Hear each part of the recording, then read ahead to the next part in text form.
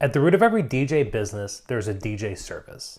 So now that your DJ service has a beautiful dashboard, we need to set up a service to be able to sell to our clients. So how can we edit, create, and delete these services? Let's dive right in. Hold on, that's our CTO, Austin. I should probably take this. Just 1 second. Hey man. Hey buddy, did you tell them that they need to build their forms and contracts first so they can be included into their services? Otherwise, they're going to have to come back here and edit them later. We do have videos on Spin's YouTube in the setup playlist, but it's really no big deal though if they need to do that. Did you tell them that? Yeah, of course I told him. Okay. Okay, awesome. I'll talk to you later. All right, man, cool. See ya. Yeah, bye. Did you get that? Okay, so here we are in the Spin dashboard. To create our service, up here in the header, we're going to head to the settings item. If you're on mobile, it's going to be there in the menu button. And then once we're in our settings, we're going to navigate to the product section. Here in the product section, we're going to see add-ons, adjustments, services, and packages down below. So we're going to create a new service. So we're going to head up here to the settings header, and we're going to select create new. We're going to go down and we're going to select service.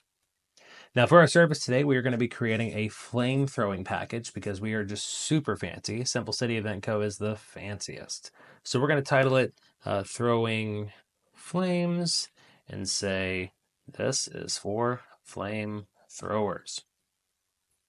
Then for the contracts, we're going to choose this very legal above board contract. If you followed along on the contract tutorial, you know just how legal that contract is. Then for our forms, we're going to go ahead and just select reception form because that is going to be important. This is for the reception. So we're going to select next step.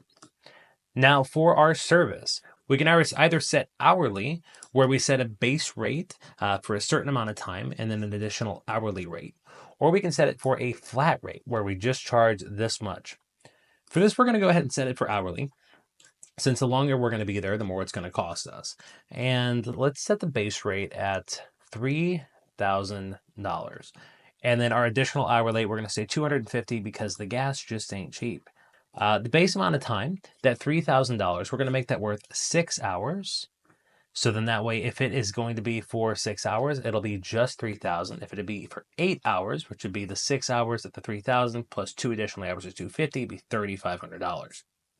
So we're going to go ahead and create the service.